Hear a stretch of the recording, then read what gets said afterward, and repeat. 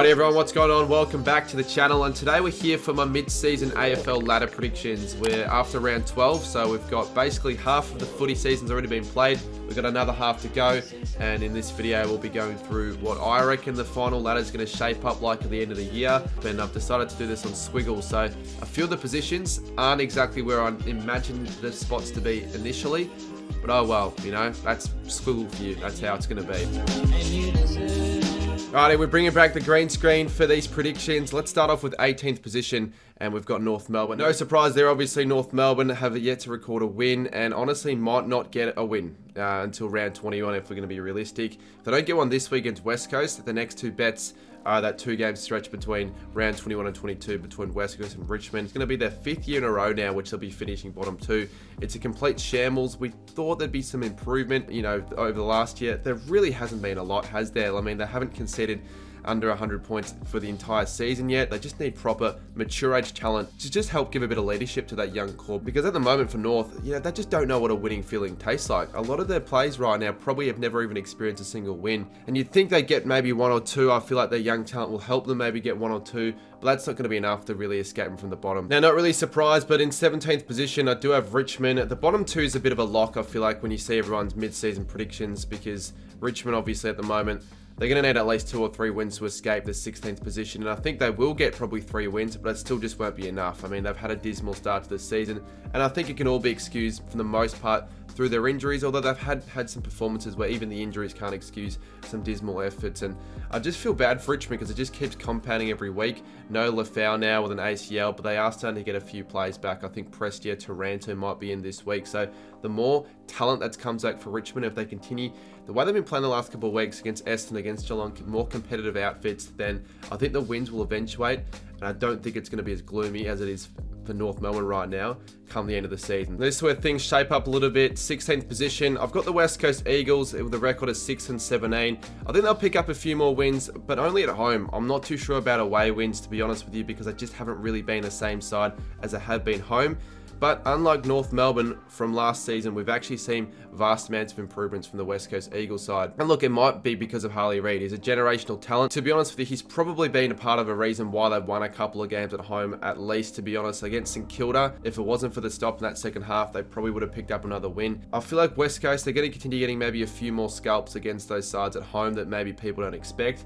But away, I'm not too sure yet with West Coast. They're still quite a bit away from it, maybe 2 or so years away from finals. But the smashings for West Coast are coming few and far between now. They're not as consistent, which is a good sign for West Coast, unlike North. Now, quite a big jump up for sure from 16th to 15th. I feel like I've got Adelaide. They're bottom 4 in this prediction, but they could finish as high as maybe even sneak into the top 8. Like, I feel like this is as low as Adelaide going to finish.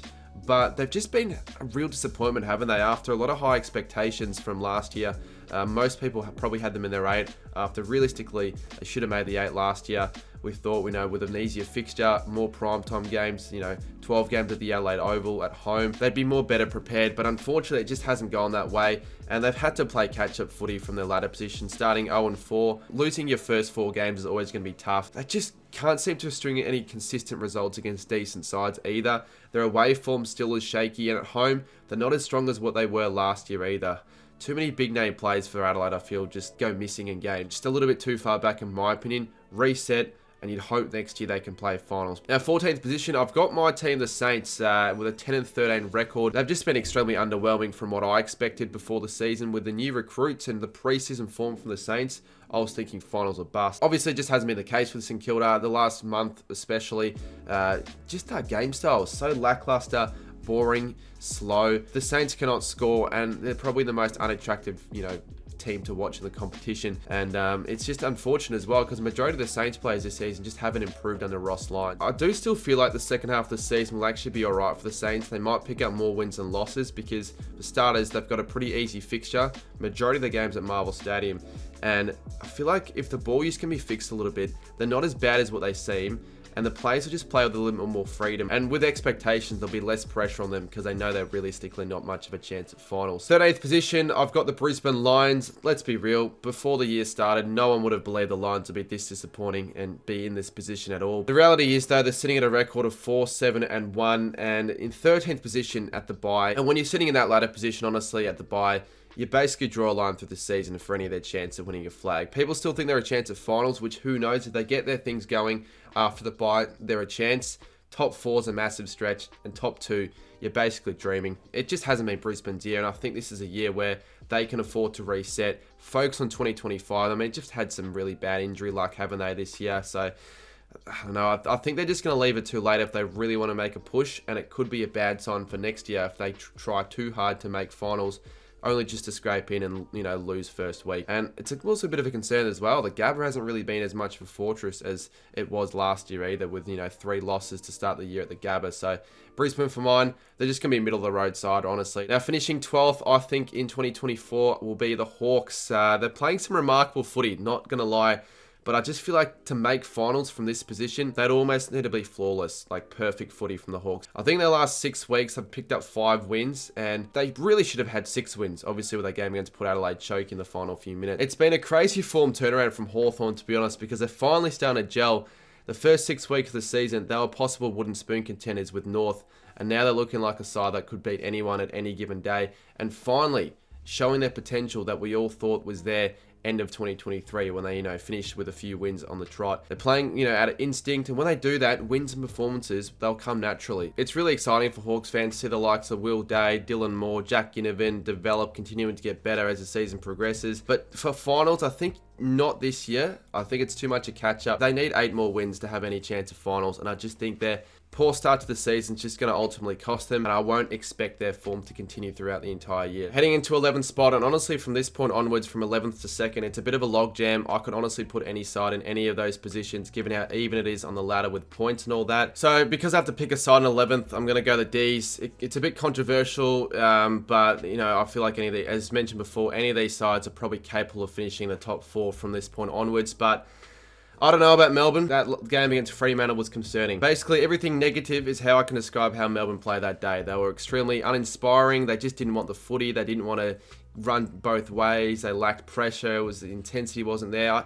I don't know what was up with the D's, and yes, you could just say it was a one-off performance, but that alarmingly bad shouldn't be a one-off performance, and that concerns me considering that performance like that could continue throughout the year. They had a shocker one before the Saints going into West Coast, so now they're starting to pop up a little bit more frequently. The list that the D's have should be a top 8 list. That's the thing. As I mentioned earlier before the start of the season, I had a feeling the D's might drop off, and maybe the drop-off is starting to occur. Because with how close the season is, they were 4th at one stage. They've dropped 6 spots to 10. I just feel like ultimately come the end of the season with Melbourne, they'll just be sides that want it more, making finals that will finish ahead of them end of the year. So that's why I have them in 11th. This side's pretty unlucky to miss out on finals, to be honest. 10th position, we have the Gold Coast Suns. Now, in my predictions, they ended up with a record of 13-10.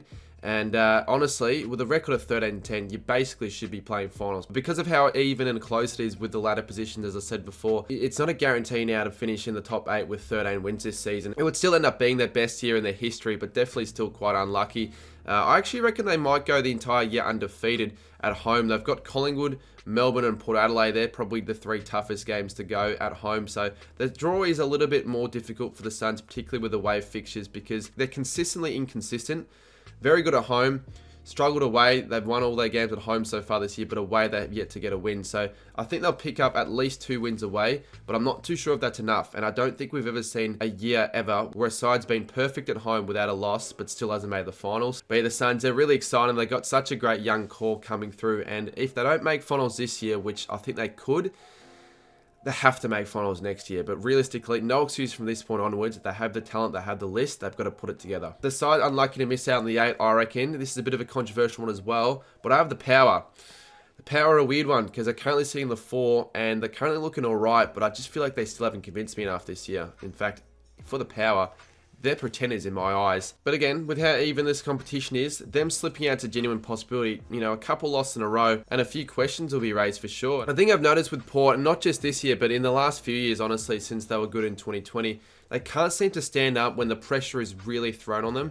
We saw it against Carlton, even 3 quarters, that last quarter, they just couldn't keep up. They weren't able to defend. They were really poor stopping Carlton from scoring. It was the same against Melbourne. They weren't able to lift in the last quarter. And against Geelong, they did win, but they almost threw that game away as well. So concerns, I feel like, for the Power. They've got a pretty difficult run home, and there's going to be a side that finishes 9th. So we're going for a little bit of a bold call. They've had an easy start to the year, This is where it gets tough for Adelaide, so we'll see if they're good enough. Alrighty, into the top 8 now. We'll start with 8th position, and we've got the Cats. I think the Cats are honestly lucky to be 8th, and they wouldn't be in here if it wasn't for their start to the season. Like, they started 7-0, they were looking like a house on fire. I thought at the time a top 4 lock, but last 5 weeks they've been beaten up as of late, I feel. They're starting to look a little bit slower, much slower, honestly.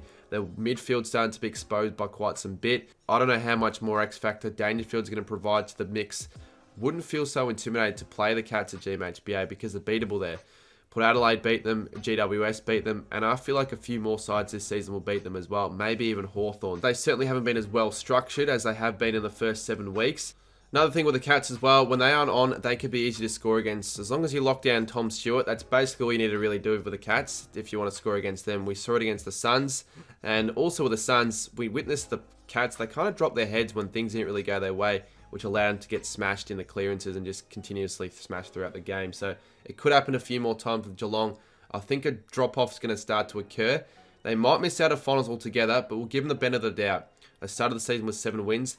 It should be enough to bank them a final spot with the Cats, but we'll see. Next up, we've got in 7th position, the Western Bulldogs, also in 13 and 10. So basically, from 10th to 7th, all sides have a record of 13 and 10. And with the Dogs already having a pretty high percentage, they do enough to finish 7th. In a way, it's a little bit surprising seeing the Dogs in the finals, or having myself predict the Dogs in the finals, especially after that Hawthorn game, because there was no way I would have had the Dogs anywhere near the finals. They would have been more towards the bottom 6. But we finally, in the last month, been able to see what's sort of capable of such a talented and quality list that the Bulldogs obtained that they just haven't really been getting the most out of. And obviously the Dogs, another side with a few injuries, but once they get those plays back, you know, still playing pretty good footy at the moment, I think they can kick their season into gear, and I feel like they'll be able to finish the season off strongly to get enough wins to make finals. They're also capable now of beating some decent sides away. We saw it against the Giants, we sort of saw it against Collingwood, and I think we might be able to see it against Port Adelaide, the Cats and the Crows. Coming in 6th, we've got Essendon, and yeah, they're a final side, I reckon, from what we've seen so far. And it does help when you've got the likes of Durham being one of the most improved players in the competition, and Langford, who I think is in the top 5 of the Coleman, stepping up in their place. Zach Merritt also has been really influential, and he's probably going to be in the All-Australian squad from this point onward. So a lot of Essendon's players from last year have improved, and the recruits are half decent as well. Mackay's been alright, Jade Gresham's been alright. But I reckon a top 4 quality side, that's the issue, and a lot of people still feel like they're going to fall. I think they'll fall at the 4. I don't think they'll fall at the 8 though. I think we've seen enough from Essendon, even though they've only been playing weaker opposition for the most part. I think they should still get enough wins to make finals, in my opinion, and they've been pretty consistent, and they've been working really hard as a side. Next up, in 5th position, we've got Collingwood with, I'm pretty sure, an identical record to Essendon, just with a higher percentage. And really with Collingwood, you can never write them off fully after the last few seasons. It's a hard one for the Pies this year because they've been up and down. They've definitely had more of an interrupted run this year than in other seasons, particularly last year. Obviously starting 0-3, that doesn't help, but they've done very well to get back to the position where they are now. They're currently not in the 8, but realistically, we all feel like the Pies are a top 8 worthy side. They do have a pretty bad injury list as well, but once they start getting those plays back, you know, come round 16, 17, they can start timing their run pretty nicely. And it wouldn't surprise me if they finish top 4, to be honest. I just feel with Collingwood, they might drop a couple of games in these next few because they do have a bit of a tough next month of footy. You just wouldn't want to be playing them in September regardless of their ladder position. Alrighty, we're heading into the top 4, and remember the top 4 could consist of so many sides, but we've gone with these 4 sides. A bit of a different top 4, that's for sure. As we start with the GWS Giants. I think the Giants, they're good enough. I think from what we've seen with the Giants in the last 12 months, they're definitely a side that has the quality to make it into the top 4. Obviously, the last few weeks have been a little bit off against the Dogs, against the Bombers. They just haven't been quite at their best. They do have a couple players still needing to come back to the side, but with the likes of obviously Whitfield, Cornelio, getting back to their best. Toby Green's been a bit poor as well, so if they can start finding Toby Green's form heading in late into the season, they're going to be scary. Callahan's been playing good footy, and up forward, Jesse Hogan could be a chance for the Coleman. So at their best, the Giants arguably the best side in the comp, and you can't write the Giants off with what we've seen, especially at the start of the year. They were just so good. Now, 3rd position, I've got Fremantle. I probably don't think they'll finish this high, honestly, but it's what I ended up getting in the ladder predictor, so I guess it's possible. And that's the thing, with how close the season is, it is possible that Freo could jump to as high as 3rd, but could fall as low as 12th. They honestly haven't really pulled up too many poor performances at all this season. You can, excuse their performance against Sydney. I thought one of their worst games against Collingwood, but they still found a way to sacrifice points. So if they're playing pretty average footy and still manage to draw against Collingwood, I think they're going all right. They probably should have pinched a result against Port Adelaide or Carlton. And honestly, the only bad performance they've had so far this season was against, you know, the West Coast Eagles. That was just disgraceful. Against Melbourne, though, they were just amazing. And that's the thing. That quality of footy that the Dockers displayed against the D's makes me genuinely wonder if the Dockers are maybe a chance for the flag. That's how good they played. Now, they weren't going to be playing like that every single week, but I think at home, they're going to win more games than they'll lose, and I think they're going to be a pretty difficult side to beat, even away, for a lot of sides. For example, against the Dogs next week, I think their defense is just going to be a bit too strong. Second position, I have Carlton, and I think Carlton are a bit of a weird one. I think they're probably a lock for the finals if I had to make my 8. Second, it could be the Blues. It really could be. Again, there are so many other sides that I can put in that position, but I think at their best, Carlton are probably the second best side currently in the competition. I mean, they've just got one of the best lists in the comp as well. The most dangerous forward line, like when Curnow and Mackay are firing, they're unstoppable, basically. They've brought the likes of Williams up forward. He bobs up for a few goals every week now. Cripps could be in Brownlow contention once again, and Sam Walsh after returning from injury. He's playing really good footy as well. And then down back, you got Wieder, of course. McGovern's had a really good season. And Tom De Koning, he's a player that I think could break out if he hasn't already in the next couple of seasons for the Blues. The list that they've got at the moment with Carlton, I could honestly see being a possible premiership list. It's just they've got a few flaws here and there with Carlton. For example, their performance against the Swans. The inconsistencies are still there at times, but that win against Port Adelaide away was really mature, really tough, and it shows me that I think that the Blues are going to be on this season. And I think they're going to be, you know, in and amongst it at the pointy end of the year. And finally, the minor premiers for my mid-season ladder predictions. Not really a surprise. The clear number 1 seed, we've got Sydney. Definitely from the top 8 in these predictions, the easiest to pick, which it's weird, isn't it? Like when you're doing these predictions, you normally have at least 2 or 3 sides in the top 4 that are almost a lock at this point of the year.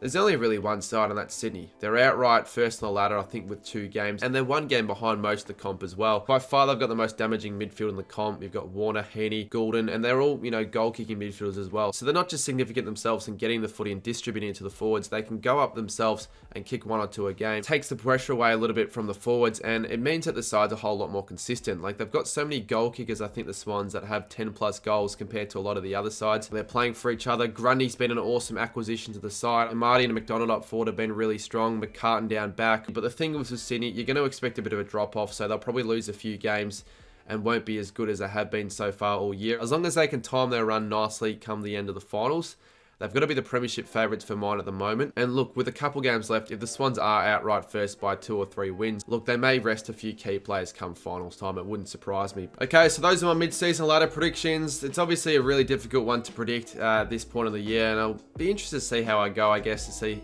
how many spots in the 8 I can get right.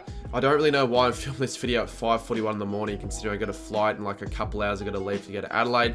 So probably on that note, I'll see you soon. I've got to leave, but I will see you soon. Hopefully you did enjoy the video.